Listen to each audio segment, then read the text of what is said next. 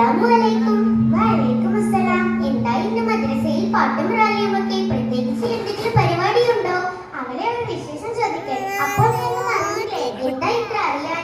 ഇന്ന് റബീഉൽ അവ്വലാണ് മോളെ മാസം. അതിനെന്താ വല്ല പ്രത്യേകതയുമുണ്ടോ എന്നൊന്ന് ആലോചിച്ച് നോക്ക്.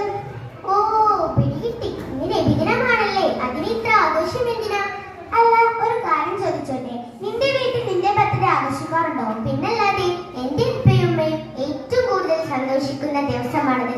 കഴിഞ്ഞ ബർത്ത്ഡേക്ക് ബിരിയാണിയും പായസവും ഒക്കെ ഉണ്ടായിരുന്നു. എന്നാൽ നീ ഒന്ന് ആലോചിച്ച് നോക്ക്, നീ ജനിച്ചതിനും നിന്റെ കുടുംബത്തിന് ഇത്രമാത്രം സന്തോഷം നൽകുമെങ്കിൽ ലോകത്തിനാകമാനം അനുഗ്രഹമായി ഉദിച്ചോ കുഞ്ഞു നബിയുടെ ജന്മദിനത്തിൽ നമ്മൾ എത്രമാത്രം സന്തോഷം കണ്ടെത്തണം.